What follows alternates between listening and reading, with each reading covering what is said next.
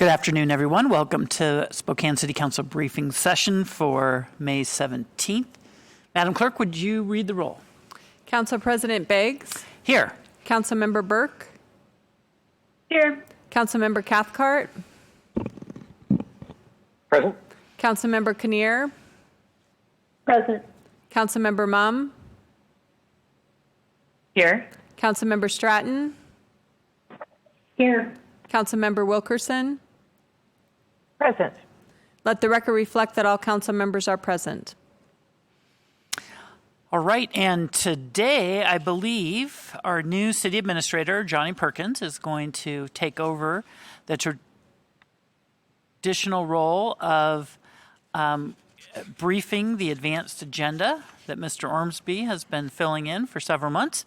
So, Mr. Perkins, if that is the case, welcome, and I'll turn it over to you for the May 24th consent agenda. Thank you, Council President. Actually, Mr. Ormsby is going to take this last one. Okay. My role today is to be the, what do we call it, the student? Okay. All right. You're the co-pilot, Mr. Ormsby. Yes, sir. I'm sure you're... Well, thank you, Council President, members of the council. That really puts the pressure on me to do it right for a change. So the consent agenda for May 24th, under reports, contracts, and claims, we have some electric car leases, and David Payne from Fleet is here to brief these items. Good afternoon, Council President, council members, and welcome aboard, Mr. Perkins. We're going to actually ask if we can defer this one more week. We put an RFQ out. We got the responses at 1 o'clock today, and we're still trying to weed through them to make sure that we have apples to apples. We got a response from the local Hyundai dealership through Hyundai Motors. We got a response from an Acme Auto Leasing Company, and we also got a response again from Enterprise Fleet Management. We're struggling with this. We don't want it to continue to drag out, but in good faith, we want to make sure that we can evaluate all of these leases as they came in an hour and a half to get them done. We just don't feel we can do that. We'll hope you give us that week. And we would also ask if there's a possibility that we be able to brief and have it on the consent agenda next week so that we can hopefully move forward with the purchase of these vehicles. Is there a motion to defer this item until May 24th? So moved. Second. Okay. Oh, sorry. It is on the 24th. So, sorry. So, do you want it to be? We want to bring it back to the advanced agenda next week so that we can brief you on the results of the analysis that we're going to put together. I'm sorry, I invited the wrong motion. I should have invited the motion for June 7th. So put it on the advanced agenda for May 24th, and the actual vote on the consent agenda would be June 7th because of Memorial Day holiday. Okay. Happy to accept that correction. Okay.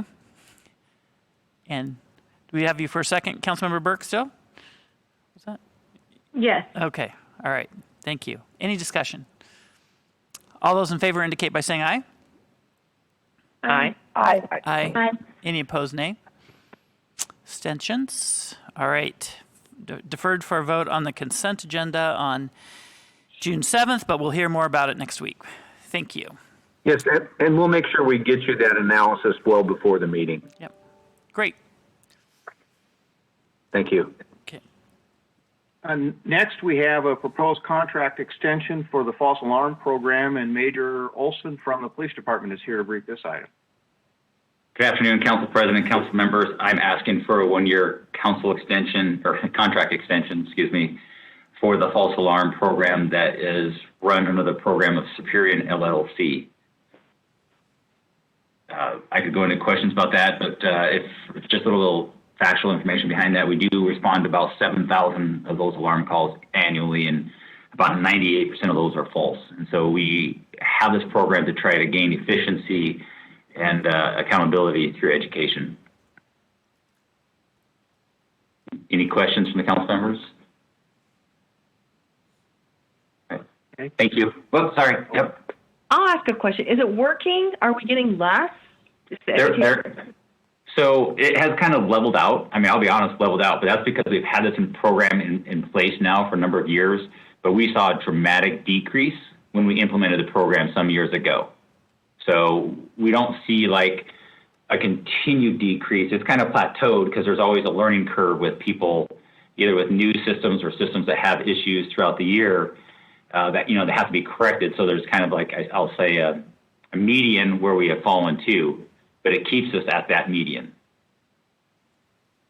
Thank you. I'm just wondering if there are some people who've done a really good job of not having any false alarms could get a more extreme discount or some incentive for that. Because I'm familiar with the program, and it seems like it's just, you get dinged if it's a problem or a couple times. I just maybe there's more tiers or something to try to really drive that down even further. Just a thought. It is something that we could have, the program manager look at. Actually, not program manager, the clerk that actually runs the program. They can look to see if there's, substantial. I'm sure there are companies with like zero problems or residences with zero problems for a number of years. It's just a matter of, where do we apply those graces, or how does that get structured in? So that's something that could be looked at.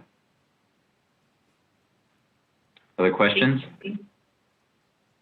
All right, thank you. Thank you, Eric. The next item we have is a proposed contract for landfill repairs and improvements, and Chris Avert is here to brief this item. Good afternoon. Today I'm seeking approval for a contract with Glacier Construction Services for repairs to the north side and south side landfill cover and gas collection systems. This contract is for $1,759,005 excluding tax, plus I'm seeking an additional 10% administrative reserve. Any questions I can answer? Thank you. Thanks, Chris. The next item is the award of proposed low bid for the arterial chip seal program, and Dan Bowler, I don't see his face, but hopefully he is here to brief this item. Okay, let me reach out to Dan. And while we're doing that, Allie Brast is here to brief the council on 5 proposed MFTE projects. So Allie, take it away. All right, good afternoon, council members. I'm going to share my presentation with you here. Oh, sorry, just a moment.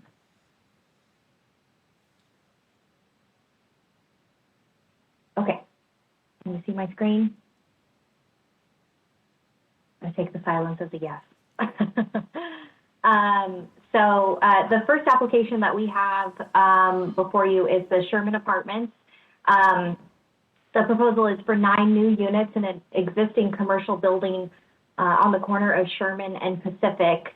The applicant is proposing a 12-year exemption, and the building is located in the East Central neighborhood.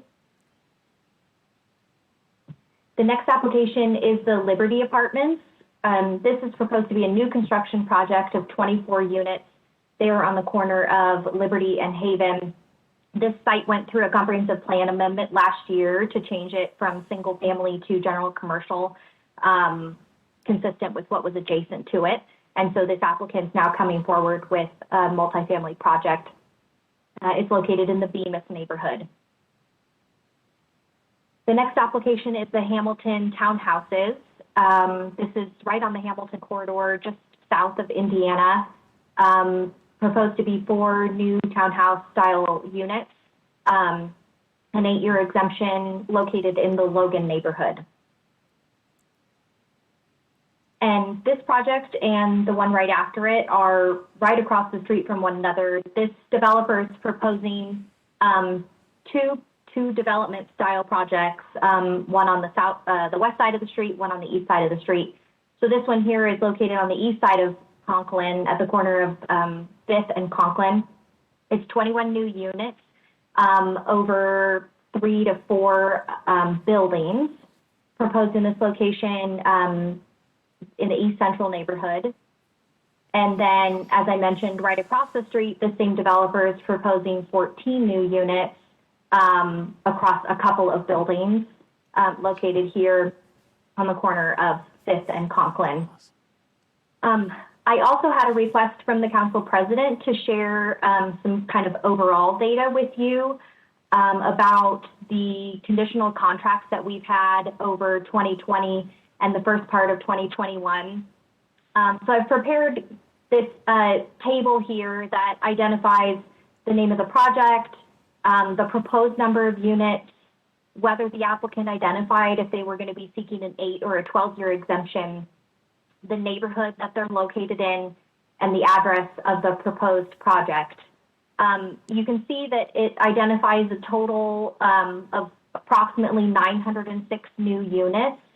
I'll caveat this with, this is what applicants proposed as a part of their applications. We may not end up with this ultimate number for a number of reasons. The project may end up being smaller than what they anticipated. Certain projects just may not move forward altogether. And then there's also the potential that some of the units within these projects may become short-term rentals, which would not qualify for the multifamily tax exemption. So just wanted to kind of point that out that while 906 is what's identified as proposed over last year and the first part of this year, and that's the goal for each of these developers, we may not end up with that total number in the end. So, Nice. Did anyone have any questions? Councilmember Mum. Yes, Candace.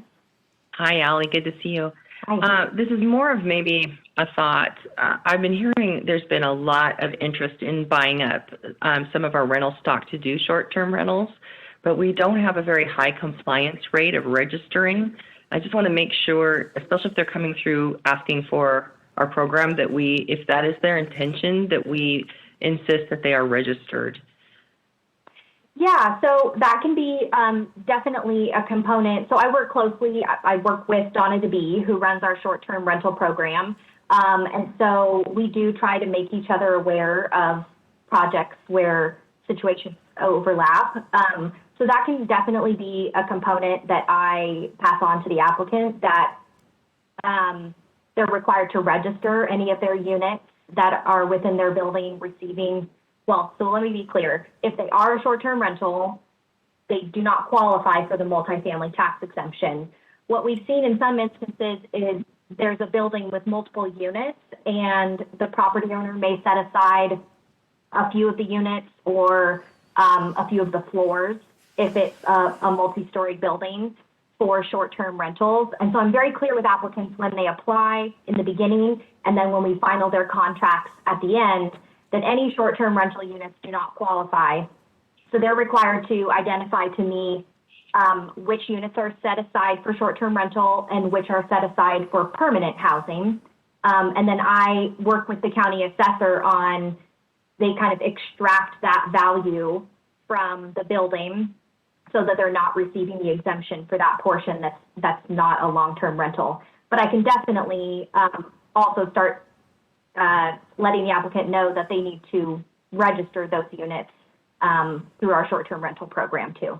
Yeah, I think it's important because this is a long commitment, 8 to 12 years. Sometimes things change hands. But I also was going to mention that do you feel like we have protections in place if midstream somebody does start doing short-term rentals, because we're giving them a tax break? We should, anyway. Yeah, I mean, I guess I'll just say, in my experience, because the reporting is kind of an on-your-honor basis, or unless we become aware of units that are set aside for short-term rental, because again, Donna and I do talk a lot about this. And so if she becomes aware that there's units that are getting registered as short-term rentals, I then reach out to the applicant to have them confirm that so that we can modify their tax exemption. But again, that's about them complying with our short-term rental application, because we don't. I won't belabor this, but maybe just make sure, if we don't already, have language in our agreement with them for this tax exemption. If at any time this becomes a short-term rental, they lose the exemption. yeah, that's something we can definitely look at adding to the contract for sure. Any I other was just questions? going to add on that topic is that I know Melissa from our office has been working with administration on putting out an RFP so that we will get some software and other services that will do a better job of identifying properties that are being used as short-term rentals that are not registered with the city. So that is in process, and you have identified, Councilmember Mumm and Ally, just one more reason why we need to do that, so that we're not giving away tax dollars when they're not actually providing the housing. So, but mainly, Ally, I just wanted to thank you for all the units you're bringing us today and for the over 900 units that you have helped to create over the last year and 4 months. You're doing your part to help on housing. So I don't think a lot of people realize that. That's why I wanted you to report on that. So thanks for that, and to your whole crew, and keep up the good work. Thank you. Okay. Next, we have the two placeholder items that we typically have on the advance agenda. The first is the report of the mayor for pending claims and payments, both with parks and libraries included and without parks and libraries, and then also payroll claims through this last Friday. And those dollar amounts will be filled in advance of the final agenda for next week. And finally, we have a placeholder for city council meeting minutes, and that too will be filled in prior to our next meeting. Then we'll move on to the legislative agenda, and we have one ordinance, final reading ordinance, for a non-exclusive franchise agreement for non-cable communications. I know the council's been briefed on this a number of times, but Tim Zamblin from our office is here to provide additional information or answer any questions or speak to any concerns that the council may have. Tim, is there anything new to add from your perspective? No, there's nothing new to add. Just to clarify that Evergem is based out of Cle Elum, Washington, and their real focus is connecting rural broadband and fiber communities and bringing them into Spokane. That's their niche, is connecting the rural communities to Spokane. And the term is for 10 years with a one-time renewal of 5 years. Thank you. Thanks, Tim. Any other questions? Well, Council President and members of the council, that concludes the advance agenda for next week. Councilmember Mumm, I know what you're going to say, but go ahead. I had the same thought. I see an opportunity to consolidate meetings and save money for the city by having this together with our briefing session, because our briefing session will be rather short prior to the May meeting, the May Memorial break. Well, perhaps you would make a motion to approve the agenda as listed and move the legislative section to our briefing session. Well said, so moved. Okay. Second. Okay. And then there's some discussion. I saw Councilmember Kinnear first. So I'm channeling Hannah Lee right now because I think we have a neighborhood council report at our legislative session next week. So is that going to be a problem for her to reschedule? That would be my question. No. Ms. Allers was already in touch with Mary Winkus from Manitou Cliff Cannon, and she said it was fine to reschedule. Yep. Councilmember Cathcart. Yeah, just wondering if for the one legislative item on there, if we could allow testimony to be taken for that one. I know there was someone last week who had some concerns about that when we moved it up as well, and I just think it'd be great if we could enable the public to comment. Yeah, so it's a little challenging to do, but we'll explore it. And it's just because people are, while we're doing virtual, although hopefully that might be coming to an end soon, it's challenging to when would they sign up and things like that. So we'll explore to see if we can, but I don't want to set too high a expectation on it, just because we haven't done it before, but we'll see if we can. And if not, perhaps that person can email us or call us, but we'll explore it to the best that we can. So it's a great point.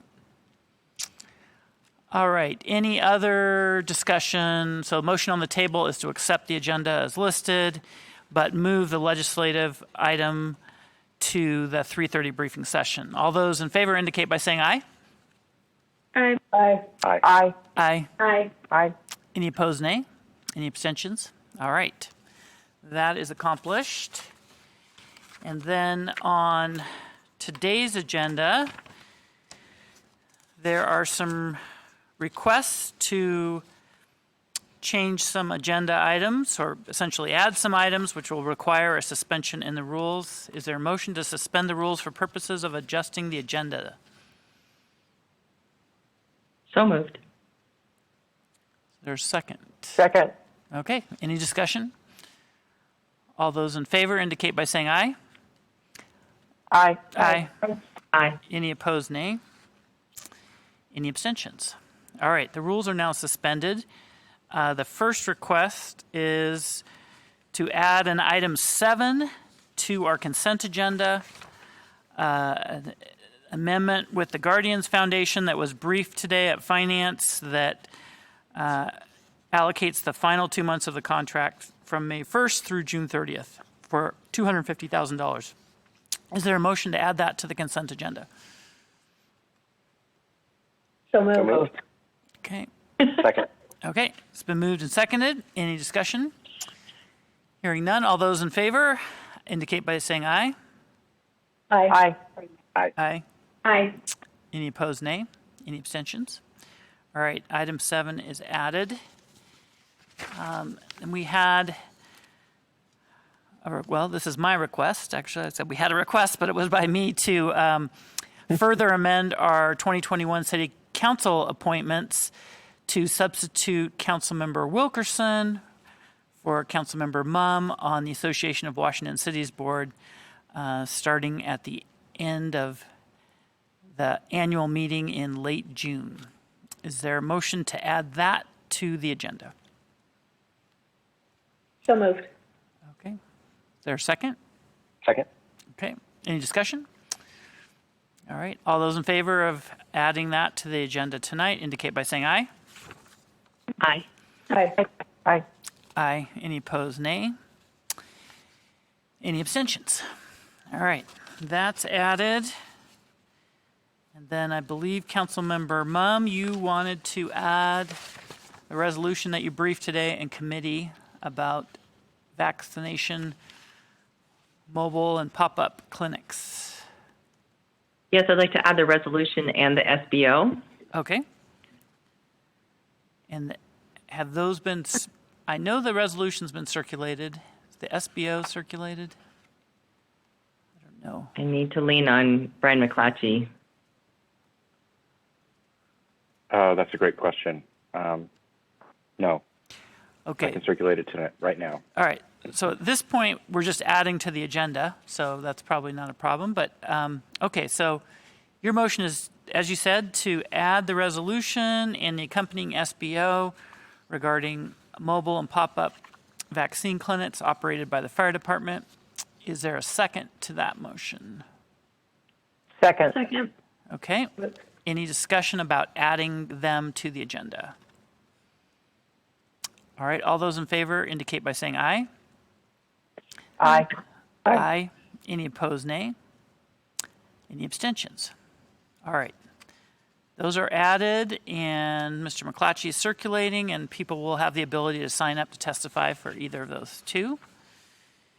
And it's a pretty light agenda. Other than that, I think unless there are any other changes or requests, I'll have Ms. Pfister read the consent agenda. All right, Ms. Pfister. Reports, contracts, and claims. Number 1, contract amendment extension with American Medical Response Service Incorporated for advanced life support emergency and non-emergency ambulance services from June 1, 2021 through May 31, 2025, $300,000. Number 2, contract renewal number 2 of 2 with Environment Control of Spokane to perform public works janitorial work at various facilities from June 1, 2021 through May 31, 2022, $50,880. Number 3, updated interlocal agreement with the Spokane Regional Transportation Council to expand total number of voting directors. Number 4, contract with Kortner Architectural Company, Spokane, for architectural and engineering services for roof replacement of the combined communications building. $52,850 relates to special budget ordinance C-36048, which will be considered during the 6 p.m. legislative session. Number 5, report of the mayor of pending claims and payments of previously approved obligations, including those of Parks and Library through May 7, 2021. Total $10,124,277.44 with Parks and Library claims approved by the respective boards.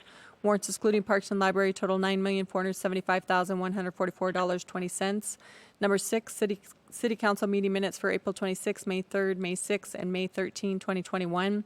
Number 7, contract amendment with the Guardians Foundation Incorporated, Spokane, for shelter services from May 1, 2021 through June 30, 2021, $250,000. All those in favor of approving the consent agenda as read indicate by saying aye. Aye. Aye. Any opposed, nay? Any abstentions? All right. The consent agenda is approved for today. We'll be back at 6 p.m. this evening. Thanks, everyone. We are adjourned.